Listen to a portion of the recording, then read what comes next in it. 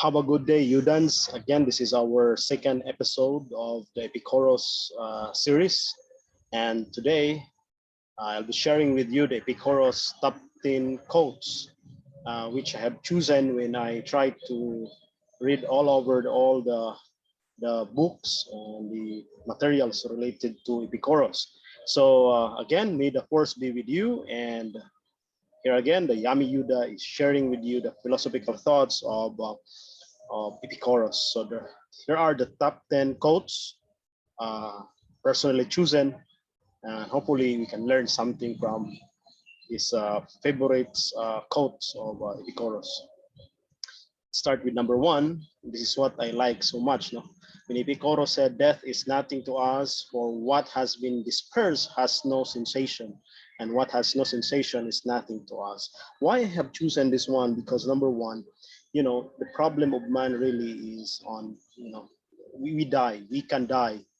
Death is our ultimate problem. What if we cannot die? What if that we can live forever? Everything will not matter anymore, right? So if we can commit errors or wrongs, we have all the time, to correct it. But with death, our time in earth is limited. We cannot afford to commit so much errors because we do not have time to correct. So we are in a hurry. We are always, we want that our time is so meaningful. We want that we can do everything under the sun in a shorter time because everybody dies. So this is what, what hinders us to, this is what hinders us to do all the things we wanted to do. And we are so selective because, of death. So, but Epicurus understood that death is nothing. So we do not have to fear because it cannot touch us. For what has been dispersed has no sensation. If you are dead, there is no more sensation in death. And what has no sensation is nothing to us. So Epicurus considered death as nothing. Why? Because in his other quotes, he said that, those that cannot harm us is death. Why? Because while we are still alive, death cannot harm us. When we are dead, much more death cannot harm us. So, that's why Epicurus was able to say that death is nothing. Why? Death is useless when we are alive, but once we are dead, it is much more useless. So this is found in his book, The Principal Doctrines. And next is on number two. This is the second thing that I like. He said, "Live your life without attracting attention." This is where the motto, the dictum of the Epicureans came from, the live unseen or living unnoticed. So when he said, "Live your life without attracting attention," Epicurus was very, very, uh, very. Um, uh, he has so much, attention on this matter that he really wanted that his followers will live a very simple life and who live a very simple community, and they even do not like to join the politics and to be popular. This is maybe the reason why also his schools are not as popular as the academia of Plato and the Institute of Aristotle. So the Hokipos or the garden are not so popular during their time because of this idea of living unseen. This is what I like, because when you live unseen, there will be less stress. When very few people will notice you, it seems that, you have less problem because very few people will give you troubles. So I love this. That's why I put this in number two, and live your life without attracting attention. Number three is, of all the things that wisdom provides for living one's entire life in happiness, the greatest by far is the position of friendship. This is still found in the Principal Doctrines.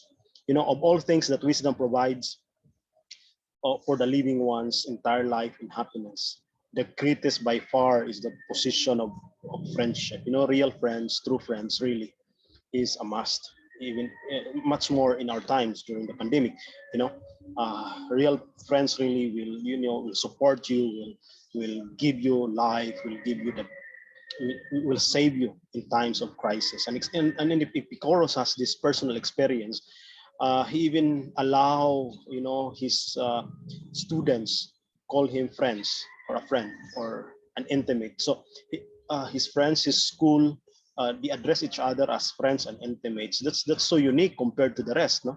So that shows also equality among the members of his school. Unlike in our modern times today, that people really tag themselves to put a name attached to them, to their own names.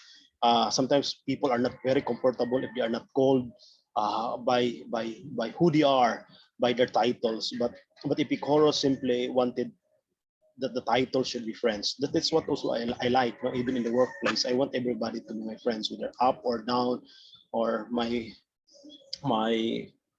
co-workmates. I just want them to be my friends, and it's so light, working with your friends.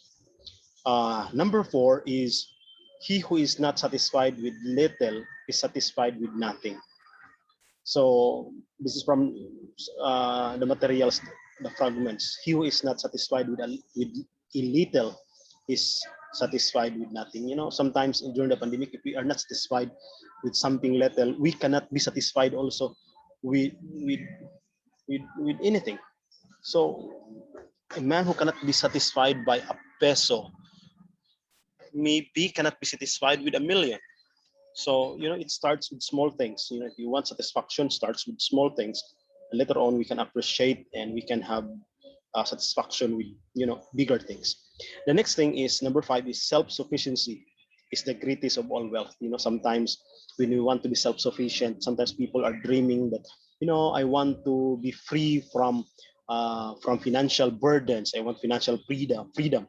But we are not after for the finances. We are not after for educational status. Sometimes it is just self-sufficiency. We just ask ourselves, are all these things enough? Sometimes we just ask that, and Epicurus have asked that a long time ago, and with his followers, and this is the answer. Self-sufficiency is the greatest of all wealth. When we are sufficient, when we are convinced that hey, this is all enough, then therefore we do not worry so much about anything in this world. So to continue, I want you to be our partner. In the future, we will have so many activities and programs for this channel, because um, I want really to promote the love of philosophy, because I believe that the philosophy drives man in his activities, in his dreams, in his goals in life. So I want you to be a partner in our channel. So please like this video, and give a comment, and subscribe, and click the notification bell, and for you to be aware and to be notified when there will be new videos. So expect that there will be always new videos. And again, on the third and fourth issue, I'll be presenting something new. So watch out. Okay, so let's continue with the next. Number 6, the tranquil man is not troublesome to himself or to another. Tranquility, being peaceful, being a peaceful man, sometimes it indicates that he is not troublesome with himself or to another. This is found in the Vatican Sayings. So a peaceful, being tranquil is being peaceful. So sometimes being peaceful is not only being not troublesome to other people, but also to yourself. So sometimes you have to give peace to ourselves. So that is from the Vatican Sayings. The next one is number 7. Lapit-lapit na tayo. We are closer to number 10. Tadadang, tang, tang. So we are number 7 now. So justice's greatest reward is peace of mind. This is found on the Fragments. Justice's greatest reward is the peace of mind. So sometimes, many are seeking for justice in this unjust world. However, Epicurus really is very clear that, once you have the peace of mind, once you have the peace of mind, something like that. The fruit of justice is the peace of mind. So once you have the peace of mind, justice is served. This is how Epicurus give his ideas on justice. This is found in Fragments. Number 8. Here, if you want to make Pythocles a rich man, do not add to his store, but take away his desire. You know, being rich sometimes is not being rich with money, but sometimes removing so much desire will make us so much rich. Pythocles was one of his friends in the Hokipos. So he said, if you want someone to be rich, like Pythocles, if you want him to be rich, remove his so much desires in life. Sometimes uh, the Buddhist, sometimes they said that it is the root of suffering is desires. Epicurus realized this, that if you want to experience richness in life, sometimes you have to remove some extra desires which are not useful anymore. Next, we have number 9, second to the last one. Do not avoid granting small favors, for it will make you seem the sort of person to confer great ones. Again, do not avoid granting small favors, for it will make you seem the sort of a person to confer great ones. Sometimes saying no all the time to some request, will make you a little one. If you want to be great, if you want to be known, if you want people will like you, will love you, will be happy in your presence, uh, start with small ones. So again, do not avoid granting small favors in your workmates, in the people that surrounds you in the community, your friends.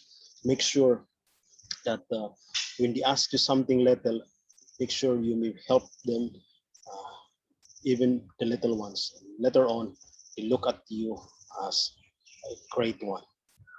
Now let's go to the last one, number 10. Let no one put off studying philosophy when he's young, nor when old grow weary of its study. For no one is too young or too far past his prime to achieve the health of his soul. Sometimes here, this is from the letter of Minosius. Epicurus wanted to say that uh, we will not stop studying philosophy, whether we are old or we are young. There's no such thing as young or old in studying philosophy, because he said philosophy gives the health for your soul. That is from the letter to Minosius. And lastly, before we leave, the next episode we will have Epicurus on religion, and that is the third one on Epicurus, and we will be showing you also the first episode of Plato. So watch out. Do not forget to like this video. Do not forget to comment this video. Give your good comments and suggestions, and we will try to cater it next time. And subscribe and click the notification bell so that you will be aware for our next video. Thank you for having your time, and you shared your time with us. So may the force be with you. And this is Erms, and again, welcome to Yami Yuda.